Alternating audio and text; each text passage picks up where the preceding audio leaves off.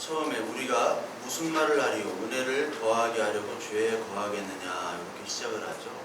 이렇게 시작하는 이유는 5장 20절에 율법이 들어온 것은 범죄를 더하게 하려 함이라. 그러나 죄가 더한 곳에 은혜가 더욱 넘쳤나니. 이 말을 다시 보충하기 위해서 바울이 이야기를 하고 있어요. 저희 TV를 보니까 공부가 뭐니? 뭐 그런 프로가 있더라고요. 공부가 뭐니? 그래서 연예인들이나 유명한 사람들의 자녀들이 어떻게 공부를 하고 그걸 뭐 이렇게 컨설팅 해주는 것 같아요. 근데 거기 보니까 어떤 마라토너, 이봉주죠. 이봉주. 부인, 이것도 자식이 있는데 그 자녀가 문제집을 이렇게 고르는데 그 엄마가 문제가 많은 문제집들을 많이 이렇게 골라서 막 주더라고요. 추천해주고. 그러니까 엄마한테 물어보니까 문제집을 많이 사서 줘야지 안심이 된다고 그러더라고요. 그게 다 엄마들의 마음이죠. 아이들이 공부하는 것과 상관없이 학원에 다니던가 아니면 문제를 열심히 문제집을 이렇게 풀도록 문제집을 사주면 그것이 안정이 되는 거예요. 그 자녀의 성적과 관계없이. 그러니까 나중에 할 말이 생기는 거죠. 내가 이렇게 돈을 벌어서 문제집을 사주고 했는데 왜 성적이 이렇게 안 나오냐. 나는 이렇게 했다는 거죠. 무언가를 했다라는 거예요. 그것이 선악과를 먹은 후에 인간의 나쁜 버릇 중에 하나입니다. 습관적인 버릇이에요. 저와 여러분들의 똑같은 버릇입니다. 내가 이만큼 했는데 내가 이렇게 해줬는데 너는 어떻게 나에게 기대에 부응하지 않느냐. 기브앤테이크인데 어떻게 내가 주기만 하고 너는 나한테 주질 않느냐. 그것이죠. 또한 동시에 내가 이렇게 안 해도 돼 하는 것도 역시 잘못됩니다. 오늘 설명, 성경에 나오는 이 설명들, 바울이 설명하는 것들은 하는 것 가지고 다른 사람을 판단했던 바리새인들이죠. 내가 이만큼 했고 하나님의 율법을 잘 지켰다. 그래서 다른 사람을 비교 평가하는 것이 죄악이잖아요. 그럼과 동시에 그런 죄악된 율법으로 평가하지 않으시는 하나님, 그 은혜의 법이 사망의 법을 덮죠. 그렇잖아요. 사망의 법이잖아요. 율법은. 사망의 법을 덮는 그 은혜의 법대로 하면 하나님이 다 용서를 하실 수 있으니까 우리는 그럼 아무것도 하지 않아도 된다 라는 것 역시도 성경에 나오는 성령의 소욕이 아니라 육체의 소욕, 즉 죄의 모습이라. 그러니까 인간은 타락한 이후에 자기 합리화시키는데 가장 최고의 지성과 감성을 동원하는 존재죠. 그래서 오늘 이 말씀을 바울이 전할 수밖에 없는 거예요. 오늘 5장에 나온 율법이 들어온 것을 범죄를 더하게 했고 그리고 죄가 더한 곳에 은혜가 더욱 넘쳤다. 율법을 지키면 지킬수록 하나님이 주신 그 율법을 지킬 수 없는 나, 그것을 통해서 하나님의 은혜가 없으면 우리는 죄인으로밖에 살 수가 없구나 라고 느껴야 되는 것인데 그것을 가지고 죄의 합리화를 시키는 거죠. 쉽게 말하자면 어린아이가 있어요. 어린아이가 있는데 그 아이가 아무리 잘못을 해도 부모님이 용서를 해주세요. 왜? 자녀니까. 죽을 죄를 줘도 다른 사람은 그 자녀를 심판하고 정죄하지만 아버지, 어머니는 제대로 된 아버지, 어머니라면 그 자녀를 용서해 주잖아요. 근데 그것을 알고 아버지, 엄마는 나를 무조건 용서해 주니까 그 자녀가 계속해서 범죄한다고 생각해 보세요. 그러면 그 자녀와 부모 사이의 관계가 정상적인 관계는 아니겠죠. 사랑의 관계는 아닌 거예요. 그 관계가. 그러니까 이 자녀는 그 마음을 알고 그 마음을 이용하는 거죠. 그러니까 이런 애들은 어린이 삼천교육대 이런 데 집어넣어야 돼요. 나쁜 새끼니까. 그러니까 은혜에 거하기 위해서 죄에 거하겠느냐? 이거는 내 마음대로 죄를 지으며 살자 그거죠. 그러니까 하나님께서 갈라디아서 5장 1절에도 죄에서 자유를 주셨다고 얘기를 해요. 죄에서 자유. 그러니까 죄는 사망이잖아요. 사망과 죄에서 자유를 주셨다는 표현을 가지고 죄에서 자유를 주셨으니까 우리 마음대로도 되겠네. 아무것도 안 해도 되겠네. 그래서 하나님께서는 다 우리를 용서해 주시니까 예배도 안 나와도 되고 헌금도 안 해도 되고 내 마음대로 그냥 지내면 되겠네요. 결론적으로는 하나님의 자녀라면 용서를 해 주실 수 있죠. 근데 그것이 하나님의 자녀의 태도인가 하는 건 또 다른 문제죠. 정말 하나님의 자녀가 맞느냐 하는 건 봐야 되는 거예요. 그래서 인간들은 계속 틈을 타서 신앙행위에 대한 표현을 정지하려고 해요. 그 말씀의 틈을 타가지고 죄에서 자유를 얻었다라는 그 구절을 가지고. 그래서 인간들은 법을 만들어서 그 법을 지키려고 하지만 우리가 검사나 판사나 변호사들이 다 법리 해석 다툼을 하잖아요. 법리 해석. 근데 법리라는 것이 굉장히 웃긴 거예요. 그렇지 않습니까? 법리라는 게 그냥 지 마음대로예요. 그 글자와 글자 사이에 있는 그 약간의 틈을 해석해서 비집고 들어가서 그거를 유죄냐 무죄냐 판단하는 거거든요. 그것처럼 똑같이 하나님의 말씀을 틈을 타가지고 내가 아무것도 하지 않아도 된다라고 자기를 합리화시킨다. 하나님께서는 우리를 만드신 창조주시고 전지전능하시고 우리의 모든 것들을 다 아시죠. 그리고 우리의 모든 것들을 다 사용하시는 분이에요. 그 중에 가장 많이 사용하시는 것은 바로 죄라는 것을 허락하시고 사용을 하시고 허락해 주셨어요. 그걸 신학적 용어로는 허용적 작정이라고 얘기하는데 그냥 허용을 해 주신 거예요. 그래서 로마서 11장을 한번 보면요. 11장 32절부터 36절까지 지난 시간에도 봤는데 하나님이 모든 사람을 순종하지 아니하는 가운데 가두어 두심은 모든 사람에게 긍휼을 베풀려 하심이로다. 깊도다. 하나님의 지혜와 지식의 풍성하며 그의 판단은 헤아리지 못할 것이며 그의 길은 찾지 못할 것이로다. 누가 주의 마음을 알겠느냐? 누가 그의 모사가 되었느냐? 누가 주께 먼저 드려서 갚으심을 받겠느냐? 이는 만물이 주에게서 나오고 주에게 말미암고 주에게서 돌아감이라. 그에게 영광이 세세 있을지어다. 아멘. 이렇게 나오죠. 이 바울이 여기서 얘기하는 것은 하나님이 모든 사람을 순종하지 않은 죄 가운데 이 땅에 가다 주심은 모든 사람에게 긍휼을 베풀려 하심이로다. 즉 우리에게 죄를 허락하시고 죄의 상태로 존재하게 하신 거라는 얘기예요. 이 땅에 가두고 율법 안에 가뒀다는.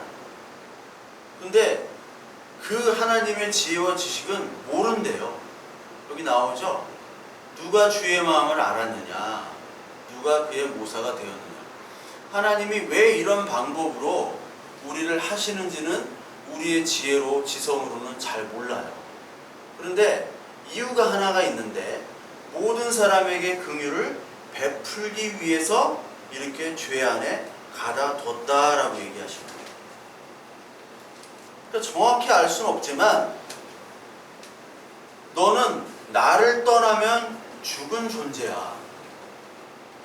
그리고 너는 순종하지 않은 존재니까 나의 은혜로만 용서받을 수 있는 존재야 라는 것을 보여주는 것이죠. 그러니까 죄라는 것은 자기의 힘으로 살려고 하는 것이 죄죠.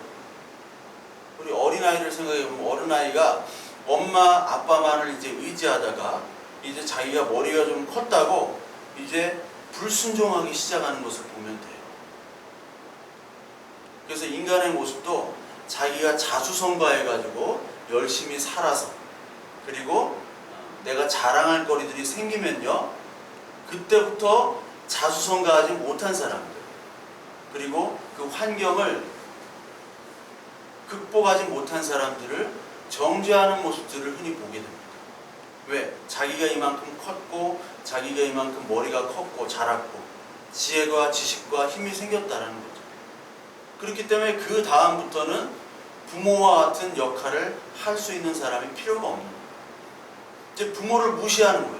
왜 우리 부모는 저렇게 못했을까? 난 이렇게 해왔는데. 부모가 필요 없는 거예요. 즉 자기 자신이 힘으로 살아가는 사람들에게 하나님의 은혜와 긍휼과 죄의 용서는 필요가 없게 돼요.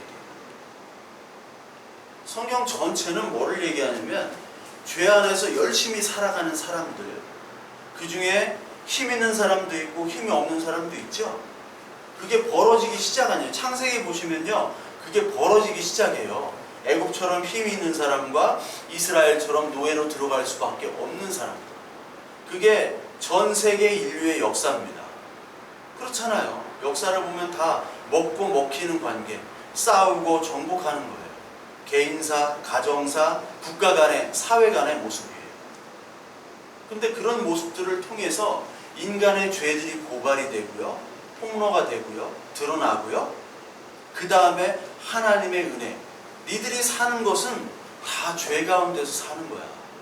하나님의 은혜로 원래의 모습, 나만을 의지하고 돌아와 라고 하는 게 성경 전체의 이 스토리란 말이에요. 근데 이 성경 전체의 스토리를 딱 덮어두고 내 힘대로 살아간다 라고 하는 사람들에게는 하나님의 위로와 긍휼, 여기가 들어갈 자리가 없어요. 뭐 절대 주권 이런 거 들어갈 자리가 없죠. 그래서 진정한 성도는 뭐냐면 이 하나님의 말씀을 지키려고 하면 할수록 더 하나님의 은혜가 넘칠 뿐만 아니라 자기의 죄가 드러나야 돼요. 이게 어디 있느냐? 로마서 7장을 한번 볼까요? 7장 21절에 20절에 만일 내가 원하지 아니하는 그것을 하면 이는 행하는 자는 내가 아니요 내 속에 거하는 죄이니라. 그러므로 내가 한 법을 깨달았노니 곧 선을 행하기 원하는 나에게 악이 함께 있는 것이로다.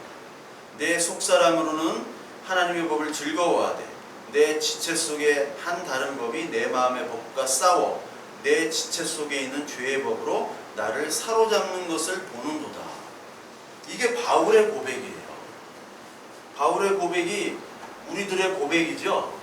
우리들은 늘 싸우잖아요. 이게 갈라디아서 5장에도 성령의 소욕과 육체의 소욕이 서로 싸우는 걸로 나와요. 바울 같은 사람, 바울이 뭐라고 그랬습니까? 나는 율법으로는 흠이 하나도 없는 자다. 아주 자신 있게 얘기했던 사람이잖아요. 우리 중에 누가 나는 도덕적으로 흠이 하나도 없는 사람이다 라고 얘기할 수 있는 사람이 있나요? 아무도 없어요. 근데 바울은 편지로 그걸 계속 남겨요. 나는 흠이 없는 사람이야, 율법으로. 그런데 하나님의 복음을 알게 된 후부터는 내가 진짜 나쁜 놈이구나. 내가 죄인 중에 괴수로다. 디모데에게 편지를 할 때 내가 죄인 중에 괴수다 라고 얘기를 해요.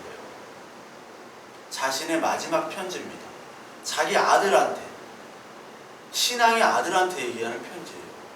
그러니까 신앙생활을 하면 할수록 우리의 죄가 더하구나, 죄인 중에 괴수구나라는 것을 고백하게 되는 것이 바로 성도의 모습이에요.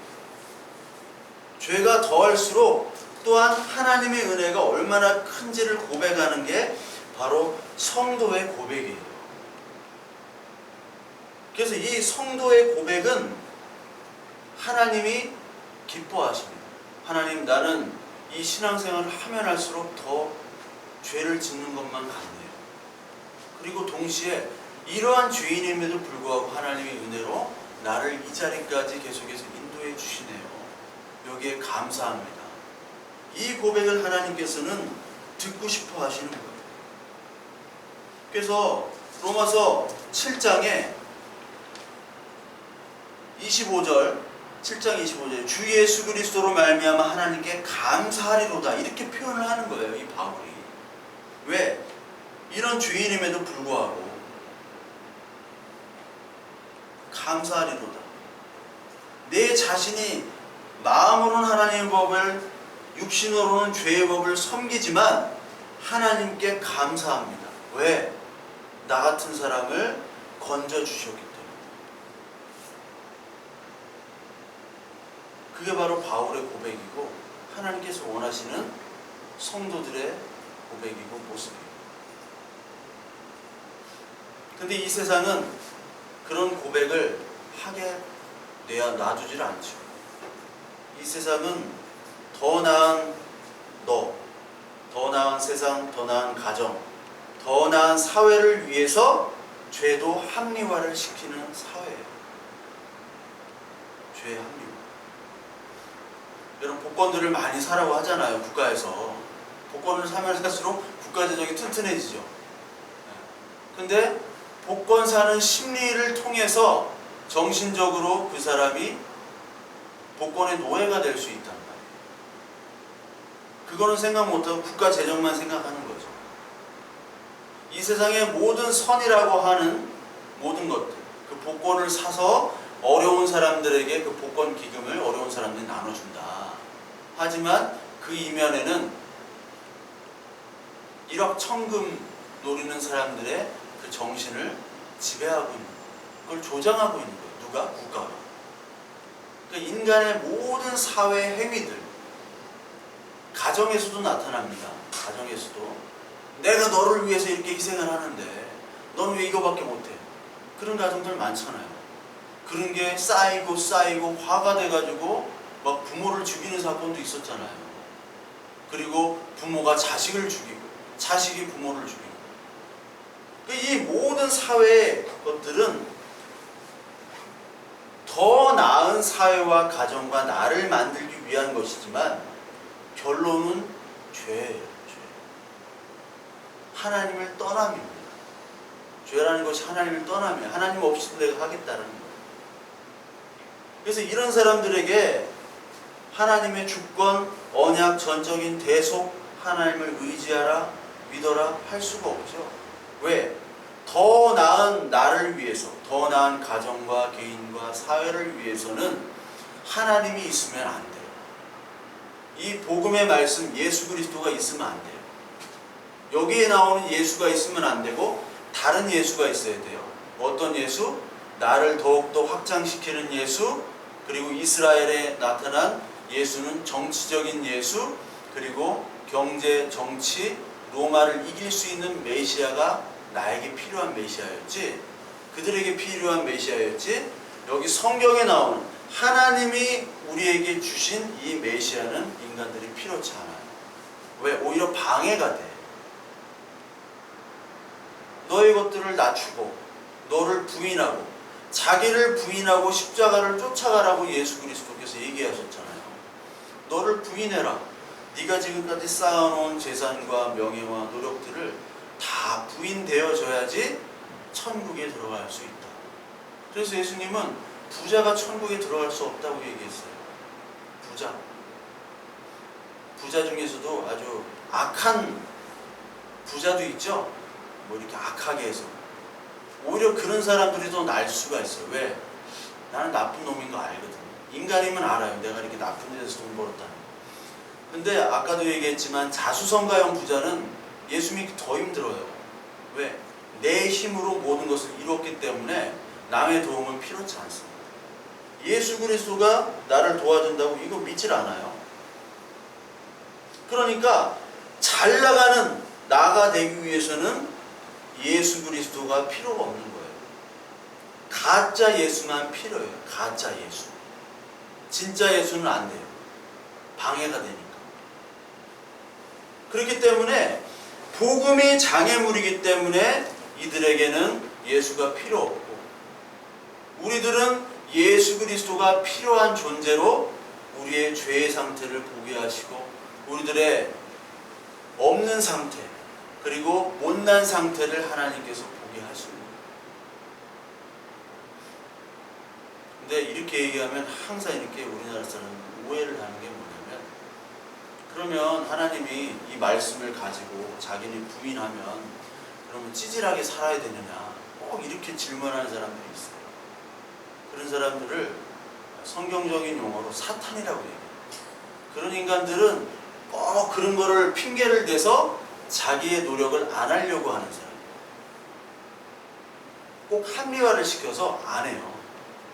공부 안 하는 애들이 꼭 솔로몬이 얘기한 그 어디예요? 그 잠언서가 아니라 어디죠?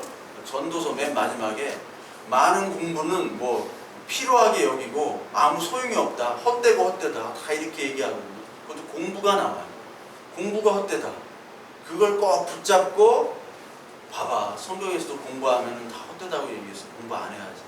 이런 인간들을 사탄이라고 얘기하는 거예요. 그러니까 우리는 열심히 해야 되는 거예요. 열심히. 이따 나중에 말씀에도 나와요. 열심히 하래요. 성경이 열심히 하라는 거 나옵니다. 우리는 무조건 열심히 해야 돼요. 그 열심히 하면서 그 열심이 얼마나 부질없는지를 하나님의 말씀으로 검증받아야 돼요. 그 하나님의 말씀으로 점검을 받게 되는 것이 바로 하나님의 자녀의 모습이에요.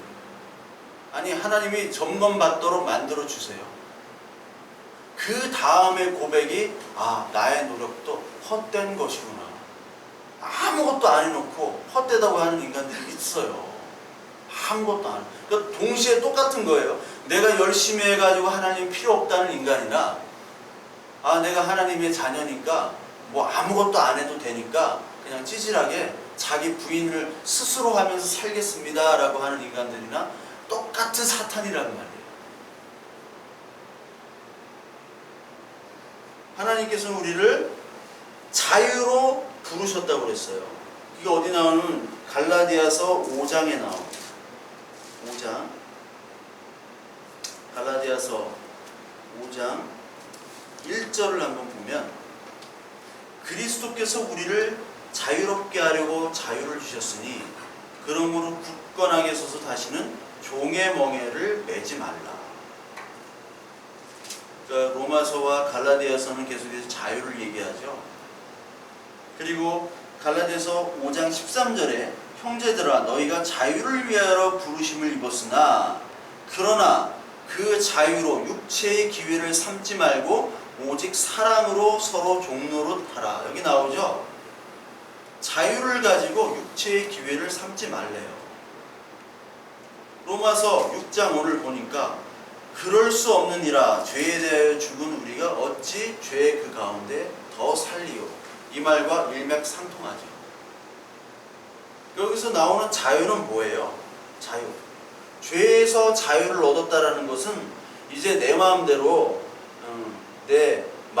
그냥 살라는 거예요? 아니죠. 아니라는 거예요. 인간이 왕이고 인간이 마음대로 하나님 없이 사는 것이 죄라고 그랬죠. 근데 그 인간이 마음대로 살려고 하는 그 죄로부터 하나님이 자유를 주셨다라는 거예요. 그러면 네 마음대로 살려고 하는 자유는 참 자유가 아니라 내가 주는 자유, 내가 주는 자유로 너는 살아가야 된다 라고 하는 것이 여기서 나오는 참 자유예요. 쉽게 말하면 이제 너를 우상 삼아 네가 너를 모시고 살았지만, 네가 왕돼서 살았지만 이제 나를 모시고 살으라는 얘기예요. 이게 어떻게 보면 다른 구속이고 다른 속박입니다. 그래서 예전에 어떤 장로님이 저한테 자꾸 얘기를 해요. 뭐 장로가 되고 뭐 이렇게 하면 할수록 왜 이렇게 신앙생활이 힘들어지냐고. 그래서 제가 장로님이 너무 목사님을 안 좋아하셔서 그렇다고, 제가 그 장로님은 대표 기도를 시키면 15분을 내요. 내가 정확히 쟀어. 15분을. 대표 기도 15분은 설교예요, 설교. 근데 딱 들어보면 다 담임 목사님을 향한 화살이야, 다. 불화살을 날려요. 뭐 아주 그냥 대단한 양반이에요. 15분 하면서 다 이게 눈 감고 있을 때 나 눈 뜨고 봤어. 목사님의 표정을. 네. 거의 멋있은 표정으로 막 그분이 또 생긴 게 불독같이 좀 생기셨는데 거기다 막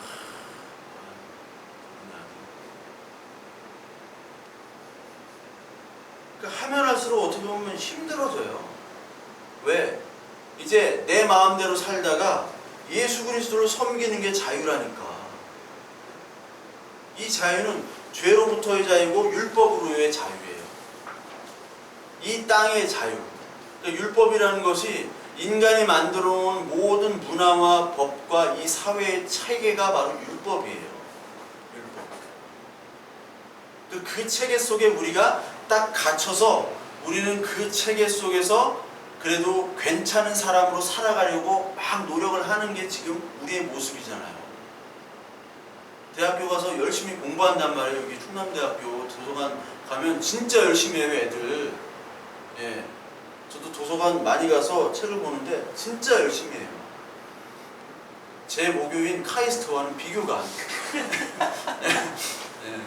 우리 조카는 제 모교를 카이스트로 알기 때문에 맨날 카이스트를 가니까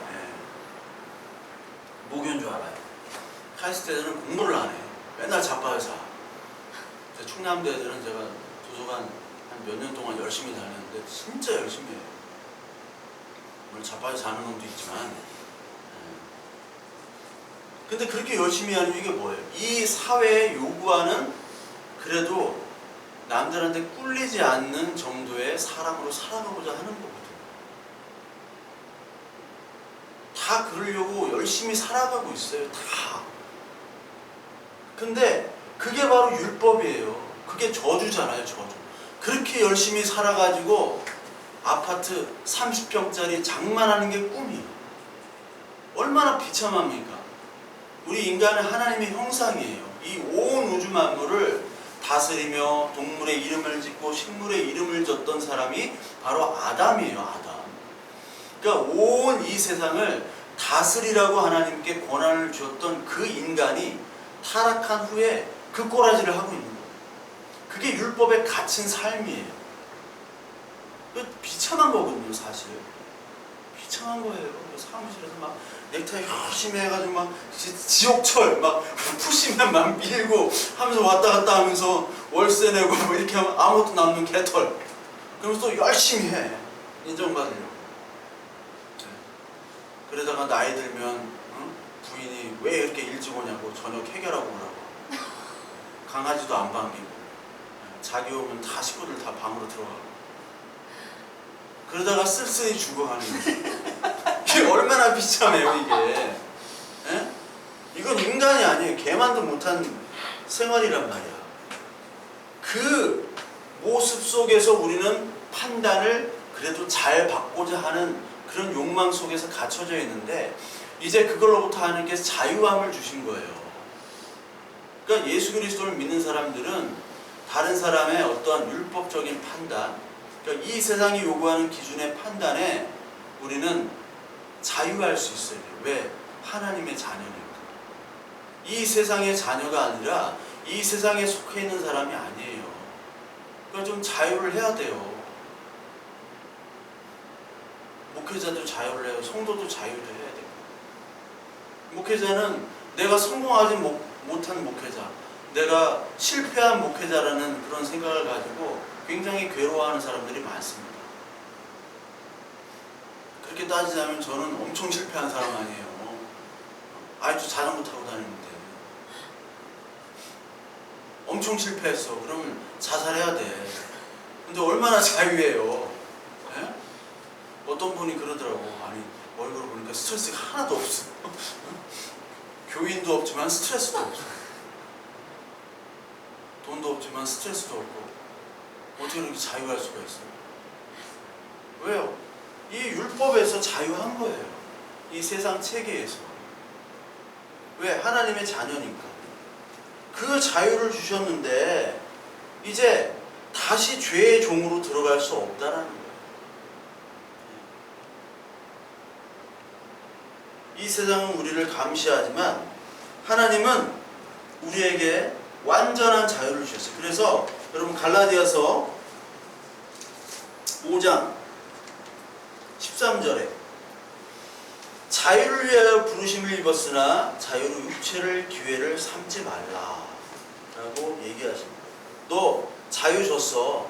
근데 육체의 기회, 또다시 죄악으로 들어가지 말라, 또다시 율법의 체계로 들어가지 말라는 거예요. 죄악의 체계로. 그러면서 하나님께서는 이 바울을 통해서 뭐라고 얘기하시느냐, 육체의 기회를 삼지 말고 오직 사랑으로서 서로 종노릇 하라 라고 얘기를 했어요. 자유를 우리에게 주시고 육체의 기회로 삼지 말고 사랑으로 서로 종노릇 하라. 여러분, 이 율법으로부터 자유하면 너나 나나 다 똑같은 사람이다. 똑같은 죄인이지만 하나님 앞엔 의인이 된 사람이죠. 그러니까 교회 와서는요, 뭐 길거리에서 뭐 쓰레기를 줍는 사람이나 뭐 대기업 회장님이나 똑같은 형제로서 서로 사랑하는 관계여야 되는 거죠. 왜? 율법의 이 체계 판단으로부터 자유이 됐으니까 모든 사람이 똑같은 거예요. 교회에서도 막 장로, 권사 이렇게 막 계급처럼 이렇게 되는 거는 성경적이지 않습니다. 전혀 성경적이지 않아요. 물론 직분은 있지만 직분으로 이해하면 괜찮은데 다들 뭘로 이해해요, 사람들이? 계급으로 이해하잖아요. 장로 되려면 돈 줘야 돼요. 권사 되려면 돈 줘야 돼요. 그거를 뭐 요즘에는 돈 달라고는 얘기는 안 하는데 뭐 하여튼 비용이 있어요. 그거 가지고 막 대판 싸우고 그러는데 서로 사랑으로. 왜?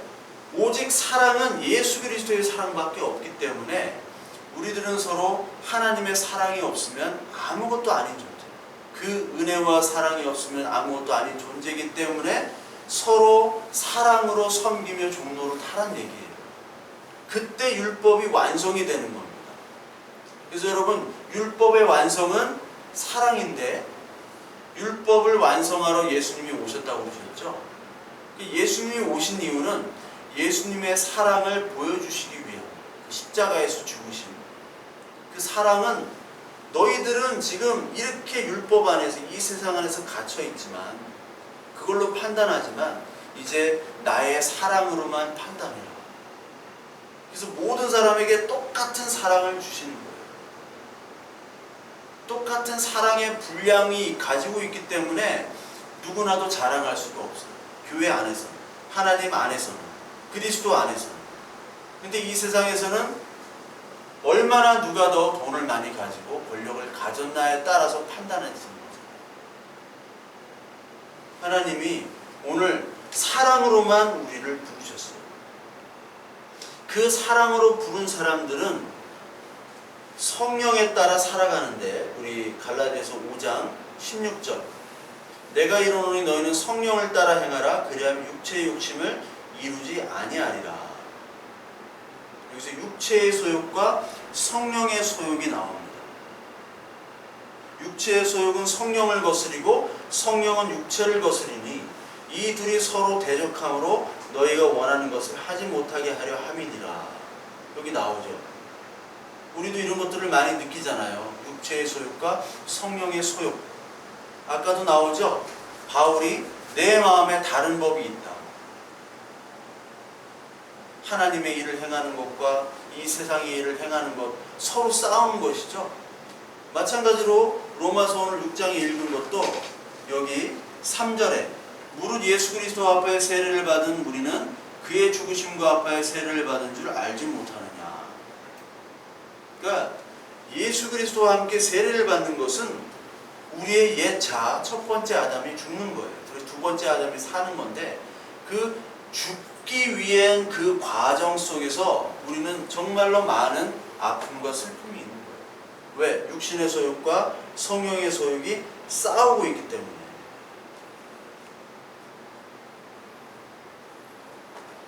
그래서 로마서에 나오는 이 세례의 모습과 그리고 갈라디아서 5장에 나오는 육체의 소욕과 성령의 소욕이 계속해서 우리는 싸워가는 과정 속에 있는 것이 우리의 삶이에요. 근데 여러분, 그 웨슬리안 처치라고 있죠? 감리교. 그 웨슬리안들은 완전한 성결로 우리가 갈 수가 있다라고 주장을 해요. 점진적 성결, 점진적 성화. 그래서 우리가 예수 그리스도를 믿고 더욱더 우리가 깨끗하게 살아가는 그런 노력 가운데 있으면 우리가 점점 성화가 된다고 얘기를 해요. 그리고 이제 우리가 죄로부터 완전히 죽기 때문에 우리가 승리하는 삶을 살 수 있다라고 얘기를 하면서 장로교를 좀 비난을 하죠. 장로교 교리들을. 장로교 교리는 완전 주권, 절대 주권으로 인해서 우리의 죄로 용서를 좀 강조를 하는데 선행에 대해, 성화에 대해서는 강조를 너무 안 한다는 거죠. 그래서 맨날 죄 짓고 용서해달라고 하고 죄 짓고 용서해달라고 그러고 맨날 반복하지 않느냐. 아니다, 그게 아니다. 우리는 할 수 있다. 하나님께서, 하나님께서 성령의 능력으로 점진적으로 우리를 성화시켜 줄 수 있다. 이게 웨슬리안, 성결교, 감리교 쪽입니다. 그래서 거기에 그 근거 성경 말씀이 어디냐면 요한일서 8장에 있어요. 그들이 주장하는 성경 요한일서 8장에 보면은 요한일서 8장이래.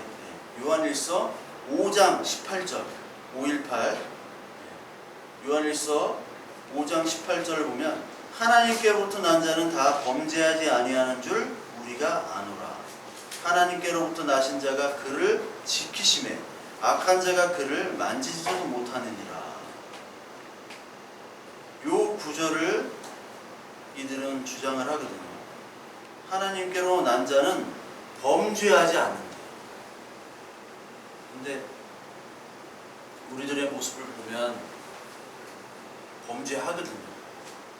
바울도 늘 그랬고 그 고민 때문에 힘들어했고, 그리고 예수 그리스도께서도 뭐라고 얘기하냐면 드러난 범죄가 아니라 네 마음속에 살인하고 간음하고 도둑질하는 것도 범죄라고 말씀하셨죠. 마음속에 있는 품는 것도 죄예요. 근데 여기를 보면 범죄하지 아니하는 줄을 우리가 아노라.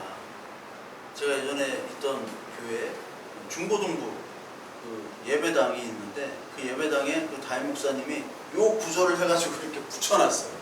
그러면서 설교를 하시는데 절대로 범죄함이 없다고. 네, 여러분들 절대로 범죄하지 않는다고. 요 문자적으로만 그냥 이렇게 보신 거죠. 문자적으로. 그것이 이 성결주의자들은 성화가 그렇게 되어진다라고 얘기합니다. 근데요, 성경 전체적으로 보면 그렇지가 않아요. 우리는 육신의 소욕과 성령의 소욕이 계속 싸우는데 늘 어느 쪽으로 기우냐면 성령의 소욕 쪽으로 우리는 기우는 것이 아니라 육신의 소욕 쪽으로 기울게 되어 있어요. 그렇죠? 우리는 늘 그렇습니다. 육신의 소욕 쪽으로 기울어요. 그러면 성결주의자들이 얘기하는 것처럼 너희들은 맨날 실패하고 맨날 승리하지 못하는 그렇게 비열한 자들이냐, 그 죄를 합리화시키냐 이렇게 얘기하는데 그 합리화시키는 것이 아니라 우리들은요, 첫째 아담이 이제 죽어야 돼요. 이게 세례잖아요. 세례는 물에 들어가는 거죠. 물에 들어가는 것은 첫 번째 아담, 옛 자아가 죽는 거예요. 그러다가 다시 꺼내죠. 꺼내서 이제 예수 그리스도인 두 번째 아담, 마지막 아담과 함께 살으라는 게 바로 세례잖아요. 또 모시고 살라는 거예요. 요한복음 4장에 나오는 그 수가성 여인이 여러 남편이 있었지만 이제 다 가짜 남편이고 진짜 남편인 예수 그리스도, 그 남편을 만난 거거든요. 그게 바로 세례예요. 세례. 그러니까 가짜 남편들은 다 죽어야 돼. 이혼해야 돼, 가짜 남편. 그래서 로마서에도 보면은 그 옛 남편들이 있을 때 결혼하면, 살아 있을 때 결혼하면 그것이 간음이지만, 남편이 죽었을 때 다시 새로 결혼하면 그것은 간음이 아니다라고 얘기하죠. 그게 뭐냐면 이 율법들이 다 예수 그리스도로 죽었어요. 진짜 남편이 와가지고 그 남편을 죽은 거예요. 완전히 관계가 없는 거예요. 그렇기 때문에 예수 그리스도라는 이 복음이 오면 옛날에 네가 했던 모든 일들이 다 용서되고 이제 새 남편과 함께 살아간다. 그것이 세례라는 거예요. 즉 오직 예수 그리스도의 말씀으로만 너의 죄를 판단한다는 거죠. 그래서 아까 그리스도 안에 있는 하나님께로 난 자는 범죄하지 않는다는 것은 우리가 막 죄를 안 저지른다는 그런 성화, 완전 성화가 된다는 얘기가 아니라 하나님이 범죄로 판단하지 않는다는 거예요. 하나님이. 저와 여러분들이 막 흉악범처럼 막 몇 명을 죽였다고 쳐요. 그러면 세상에서는 당연히 범죄자로 처형돼야 돼요. 그리고 심판을 받아야 됩니다. 그렇지만 그런 사람이라 할지라도 하나님 앞에서 볼 때는 하나님이 그가 죄를 용서해 주시고 하나님의 말씀을 받아들이고 죄 사함으로 간구하고 하나님의 은혜의 말씀으로 나는 죄인입니다. 그러나 하나님이 살리셨습니다. 고백을 하고 그리고 피해자에게 진정으로 사과를 하고 그리고 법적인 처벌을 받는 사람이라면 하나님이 용서해 주시는 거예요. 의인으로. 그게 범죄하지 않는다는 거예요. 세상에서 빨간 줄이 기록되어 있지만 하나님의 빨간 줄이 기록되지 않아요. 그것을 죄를 도말하여 주신다고 그러죠. 도말은 뭐예요? 페인트 칠을 하나 더 하는 거예요. 우리 여기 벽지 할 때 이거 다 썩은 거. 도말해버린 거예요. 예? 여기 써가지고 곰팡이 여기 장난 아니에요. 여기. 아, 곰팡이 먹었어 그때. 알죠? 그때 봐죠. 아, 곰팡이를 마셨어. 그래가지고 아 이상하더라고. 근데 지금은 곰팡이가 없잖아요. 이게 도말이란 말이에요. 근데 세상은 이걸 들춰내요. 막 들춰내가지고 나쁜 년, 나쁜 새끼, 도둑놈, 도둑년 해가면서. 근데 하나님은 그거를 없던 걸로 쳐주시는 거예요. 그것이 범죄하지 않은 거예요. 하나님 내가 이렇게 도둑놈이고 정말 나쁜 놈인데 세상 사람들을 다 비난하는데 역시 아버지밖에 없고 아버지는 나를 범죄자로 인정하지 않으시는 거예요. 그게 바로 하나님께로부터 난 자예요. 하나님께로부터. 그 세례를 받은 것, 은혜의 왕노릇했다. 이 모든 것이 다 하나님께서 이 죄에서부터 나를 끌어내신 그 은혜를 상징하고 있는 거예요. 그래서 골로새 1장 13절부터 14절 보면 그가 우리를 흑암의 권세에서 건져내사 그의 사랑의 아들의 나라로 옮기셨으니 그 아들 안에서 우리가 구속 곧 죄사함을 얻었도다. 이 세상 나라법에는 죄지만 사랑의 아들의 나라의 법에서는 죄가 아닌 것으로 옮겨졌다는 거예요. 깜빵에 한 30년 살다 왔는데 집에 왔어. 그러면 집에 와서 부모님한테는 그게 사랑스러운 자녀예요. 더 이상 죄인이 아닙니다. 그렇죠? 세상 사람들은 욕해요. 저거 30년 살고 나왔다. 저거 악질 살인범이다. 그렇지만 집에서는 내 귀한 자식이란 말이에요. 하나님이 우리는 비난받지만 그걸 끌어다가 하나님 나라 법으로 무죄로 선고를 하십니다. 이 진리를 깨닫는 것이 바로 교회고 바로 성도들입니다. 근데 이 진리를 못 깨닫아요. 이렇게 얘기하면 꼭 뭐라고 얘기하냐면 그럼 뭐 다 범죄지 또 이런 식으로만 꼭 얘기를 한단 말이에요. 왜 이런 식으로 얘기하느냐? 그 사람이 악하기 때문에. 악해요. 그렇게 꼭 얘기하는 사람. 그러면 뭐 죄에서 자유하니까 다 범죄해도 되겠니? 악하다니까. 그 사람 안에 그 악한 본성을 가지고 자기를 합리화시키려고 하기 때문에 그래요. 꼭 이렇게 물어보는 사람들이 성도들 중에 물어봐요. 이거 해도 되냐 저거 해도 되냐. 근데 그거를 확인받으려고 목사한테 또한 어떤 신앙의 연륜이 있는 사람들에게 확인받아가지고 이게 가능한 거라고 생각하면 동의를 얻는 것으로 힘을 얻어서 아 괜찮다 마음의 안정을 얻으려고 하는 거예요. 그것만큼 악한 게 없어요. 내 자아가 부인되어져야 된다. 그럼 찌질하게 살아야지. 사탄이라니까 이게. 사탄 같은 놈이라니까. 찌질하게 살지 말라고 에베소 4장에 나와요. 에베소 4장 한번 볼까요? 에베소 4장.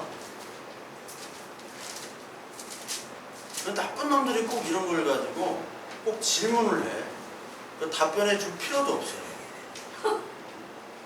4장 1절. 그러므로 주 안에서 갇힌 내가 너희를 권하노니 너희가 부르심을 받은 일에 합당하게 행하여 모든 겸손과 온유하고 오래 참음으로 사랑 가운데서 서로 용납하고 평안에 매는 줄로 성령이 하나 되게 하신 것을 힘써 지켜라 라고 나오잖아. 힘써 지켜라. 합당하게 행한다는 게 뭐예요? 부르심을 받은 일에 합당하게. 합당하게 행한다는 것은 우리가 이걸 열심히 해가지고 완전히 성화된다는 것이 아니라 열심히 하란 말이에요. 우리가 직장생활을 열심히 해야 돼요. 그리고 비난받지 않도록 누군가한테 꾸중받지 않도록 열심히 하셔야 됩니다. 상사한테 복종하고 열심히 해야 돼요. 근데 그렇게 열심히 하면 할수록 이 세상의 죄악과 그리고 나의 죄악이 드러나잖아요. 내가 90부까지 열심히 했는데 우리는 늘 한순간의 실수와 한 번의 잘못으로 무너질 때가 너무나 많죠. 이 세상은 자꾸 그걸 판단해요. 뭐 조국 사태도 마찬가지잖아요. 응? 너는 100억 해먹었는데 나는 90억밖에 안 해먹었다. 그러니까 네가 더 나쁜 놈이야. 다 이런 식으로 판단한단 말이에요. 내가 한 번도 안 해먹었어. 근데 한 100원 해먹었어요. 근데 하나님은 그 100원이나 100억이나 똑같은 나쁜 놈으로 이 성경은 얘기한단 말이에요. 그러니까 열심히 하면 할수록 어떻게 보면은 나는 100원밖에 안 했는데 다른 사람보다 더 그래도 내가 양심적으로 착한 사람이지 라고 하는 사람들은 아직도 율법 체계에 갇힌 사람이에요. 율법은 등급이 있잖아요. 바리새인 이런 사람부터 딱 내려오잖아요. 나는 깨끗한 사람, 너는 더러운 사람. 그래서 이방인 뜰로 나누죠. 성전에서는 이방인들은 예배를 못 하잖아요. 그리고 여자들도 예배를 못 하고 이슬람도 똑같아요. 지금 그거는 사람을 등급으로 나누는 거예요. 신앙의 등급을. 그게 가장 악한 거예요. 이 세상은 돈과 명예와 법을 얼마나 지켰느냐 뭐 그런 거 가지고 나눠요. 지위와. 근데 그게 없는 거예요. 그걸 하면서 야 이게 진짜 죄악이구나. 그걸 보는 거예요. 나도 죄악이구나. 나도 정말 나쁜 놈이구나. 나는 이렇게 깨끗하게 살아가면서 다른 사람을 비난하는 거예요. 그게 생기게 돼요. 그러니까 자기 자신을 보면서 정말 이 세상과 내가 죄인임을 보게 되고 그에 따라 나는 하나님의 은혜밖에 간구할 수밖에 없는 자구나. 하나님께로 더 가까이 가는 거예요. 그게 의에 줄이고 목마른 자가 되는 거예요. 심령이 가난한 자가 되어지는 거예요. 그게 합당하게 행하게 되는 모습입니다. 그게 성화예요. 이 땅에서 완전 성화가 없어요. 점진적으로 성화가 된다고요? 물론 되겠지. 제 옛날 막 앨범 사진 보면은 인상이 더러워 진짜. 이게 점점점 나와 있어. 근데 나이가 이제 가면 갈수록 예수 그리스도를 믿은 다음부터는 그래도 인상이 좀 많이 변했어요. 온유해졌어. 내가 사진 보여줄게. 사람 몇 명 죽인 사람 같은 인상이에요. 머리가 없어서 좀 온유해진 건지 모르겠는데 옛날 사진 보면 머리털이 이랬다니까 내가. 빠지는 머리가 아니에요. 그러니까 하나님이 나를 하여튼 막 계속해서 못살게 구는 거예요. 머리도 빼고 뭐 하여튼 막 이상하게 다 만들었어. 전혀 다른 아저씨로 만드는 거예요. 그러니까 이제 다 포기하게 되는 거예요. 다 포기해. 이것도 포기, 저것도 포기. 근데 이걸 포기하면서 찌질하게 살아라는 게 아니라 합당하게 힘써 지키라는 거예요. 열심히 하면서도 아, 나는 정말 하나님밖에 없구나. 그게 바로 성화예요. 그게. 그렇게 계속 가요. 가다가 또 무너지기도 해요. 그러면서 또 붙잡는 거예요. 이게 성화예요. 이게 점점 가지 않습니다. 진짜예요. 점점 가지 않아요. 한 번에 무너질 수 있는 거예요.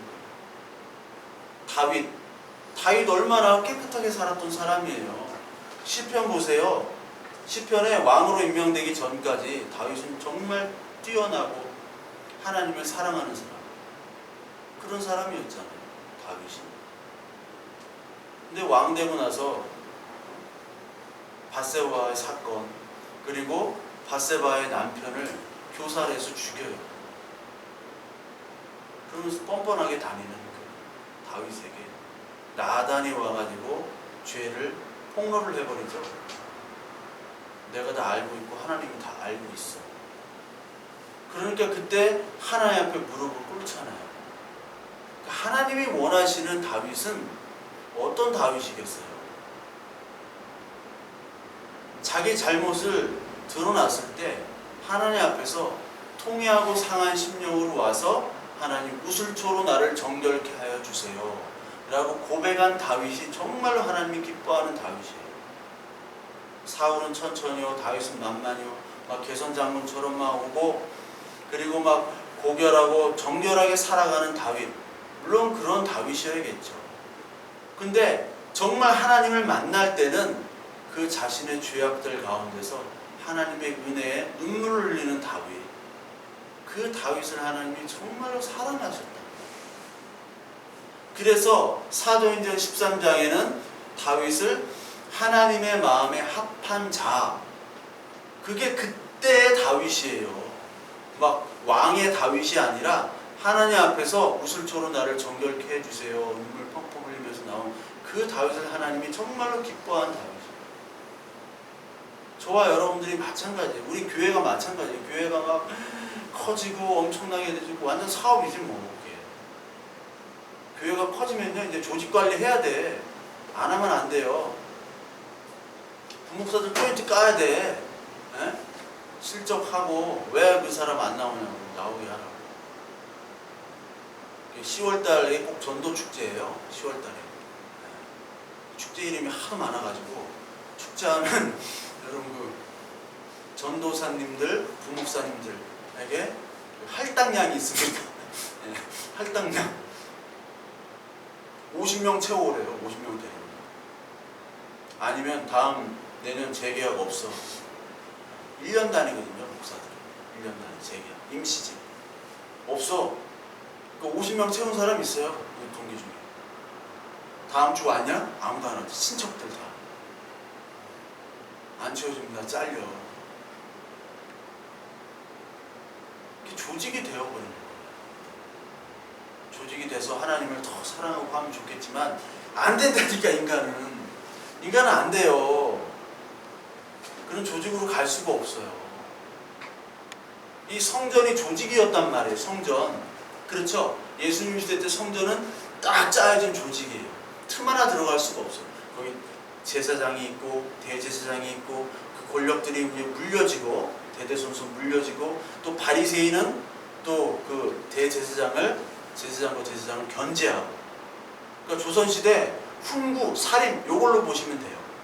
훈구파는 귀족들. 그렇죠? 역사 공부하셨잖아요. 훈구파. 다 잊어버렸어 그래. 어?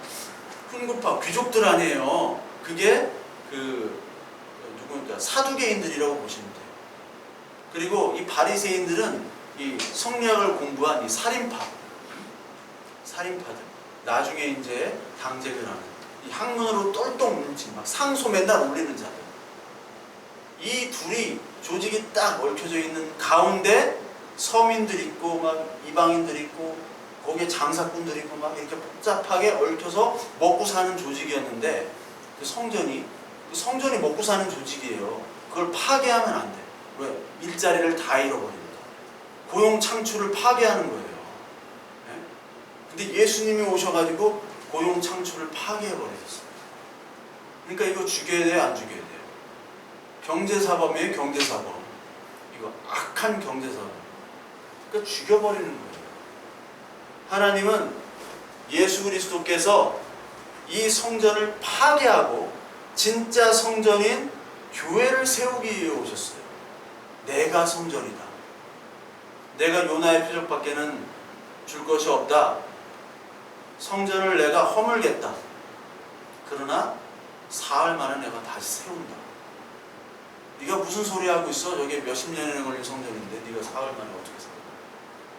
근데 그 성전은 이 조직 성전이 아니라 예수 그리스도의 몸과 그 몸을 믿는, 죽으심을 믿는 교회를 얘기하는 거라고 성경이 분명히 나오잖아요. 그렇게 성경에서 얘기했으면 제대로 해야 되는데 왜 이렇게 막 빗내가지고 그렇게 해요? 적당히 하셔야지. 그러니까 저와 여러분들은 오늘 이 성경의 말씀처럼 옛 자아가 이제 죽고 이 세례로 말미암아 이제 예수 그리스도의 죽으심으로 우리가 죽고 똑같이 그 모양으로 연합한 자로 우리는 살아가는 자입니다. 따라서 이 세상에 우리는 딱 던져졌어요. 하나님이. 왜? 죄를 경험하라고 우리에게 던지신 겁니다. 그래서 이 죄악을 보고 이 세상은 정말 소망이 없구나. 하나님 나라의 소망밖에 없구나. 그래서 흑암의 권세로부터 하나님 나라의 사랑의 아들로 우리를 건져내셨다. 골로새서 말씀처럼. 그 건져내심의 은혜에 감격하기 위해서는 우리는 이 죄 안에서 열심히 거해야 돼요. 이 죄악된 세상 안에서 열심히 하셔야 돼요. 열심히 경제생활도 하고 가정생활도 하고 열심히 해야 돼요. 하면 할수록 정말 하나님 예수 그리스도밖에 없구나. 이게 바로 오늘 얘기하는 율법이 들어온 것은 범죄를 더하게 하려 합니다. 죄가 더한 곳에 은혜가 더욱 넘쳤다라는 거예요. 이 말씀을 가지고 하나님이 주신 이 자유를 가지고 합리화시키지 않는 저와 여러분 되게 됐으면 하고요. 그리고 이 자유를 가지고 이 자유는 이 율법으로부터의 자유 그리고 율법의 완성은 서로 사랑으로 종로를 타라 라고 하면서 완성하는 것이죠. 예수님이 율법의 완성 즉 사랑으로 이 땅에 보내주시고 로마서 5장 8절의 말씀처럼 그리스도의 사랑은 어떻게 나타나느냐. 우리가 아직 죄인 되었음에도 불구하고 아직 죄인이고 나쁜 놈에도 불구하고 우리 나쁜 놈 죄인을 위해서 십자가를 위해서 죽으신 그 사랑으로 하나님의 사랑을 나타냈다. 증명했다.